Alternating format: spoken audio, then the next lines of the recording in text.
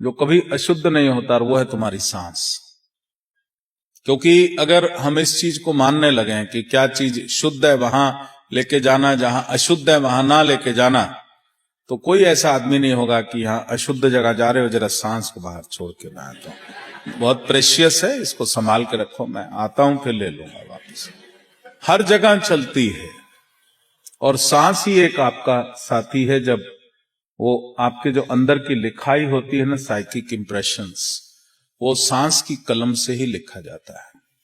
जब आप प्रसन्न होते हैं तो आपकी सांस और तरीके से चलती है, और कलम होती है, वो प्रसन्नता लिखी जाती है।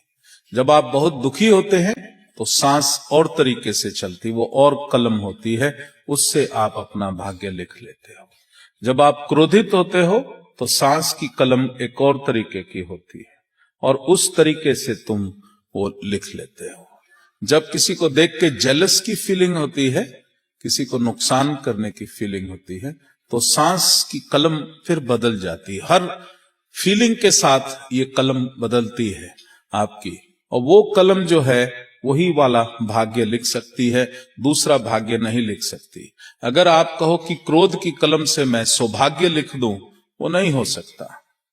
दुख की कलम से मैं सुख लिख दूं, वो नहीं हो सकता। सुख की कलम से मैं दुख लिख लूं, वो नहीं हो सकता। तो यही एक सांस सच्चा है। और दूसरा, अगर सांस को आपने पकड़ लिया और सांस के साथ भगवान का नाम जोड़ दिया, तो उसके बाद भगवान मिलने बहुत आसान है।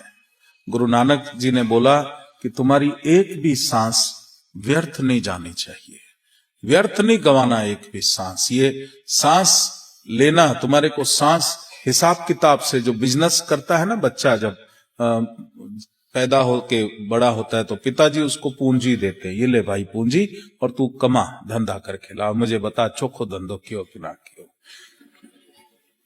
उसी तरह से भगवान आपको सांस दे देते हैं, ये गिन के सांस दी।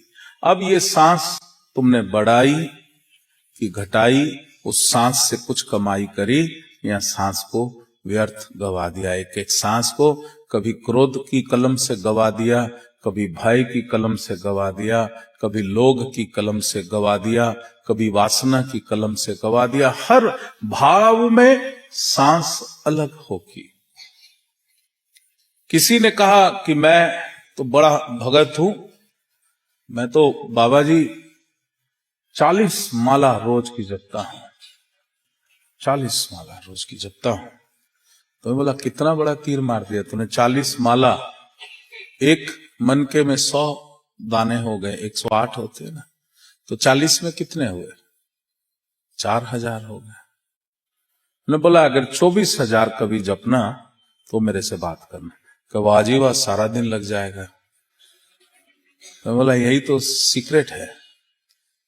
सारा दिन तुम सांस लेते हो कि नहीं, सांस की माला से अगर तुम जपना शुरू करोगे तो श्रीमान जी 24,000 माला मन का तुम फेरते हो, 24,000 चाहे एक दिन में। और भी धीमा करो उसको, 20,000 मन के तक लेके आओ, 18,000। सांस की गति को लंबा करो, जितना सांस की गति लंबी करोगे उतनी आयु बढ़ेगी। सांस की गिनती घटाओ, एक दिन में गिनती घटाओ, 24 से 22 करो, 22 से 20 करो, 20 से 15 करो, वो करो।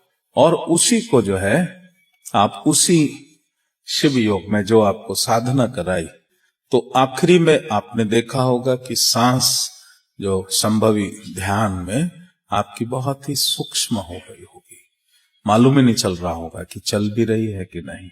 और वास्तव में अगर कोई ध्यान से देखेगा तो कुछ लोगों की सांस इस शिव योग की साधना में रुक जाती है, सांस रुक जाती है, और 10 मिनट 15 मिनट मालूम नहीं कितनी देर तक रुकी रहती है।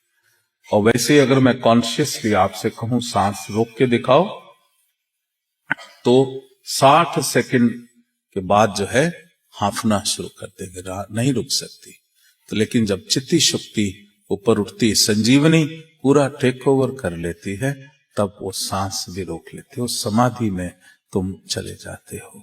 और जब सांस कम होके एकदम रुकने से जैसी हो जाती है। तो रस्सी का एक सिरा शिव के हाथ में है, दूसरा सिरा तुम्हारे हाथ में है। जितनी तेज तेज सांस लोगे इसका मतलब शिव से दूर हो।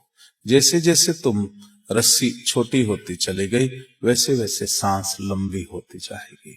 और सांस अगर साधना करते करते रुक जाए तो समझना भगवान शिव का सानिध्य तुम्हें उस घड़ी में प्राप्त हो रहा है, तुम शिव के और नजदीक हो। शिव योग की वो स्थिति है, शिव दर्शन की स्थिति है, शिव कृपा की स्थिति है। और वो स्थिति में अगर कोई कुछ भी संकल्प करता है वो फलीभूत हो जाता है।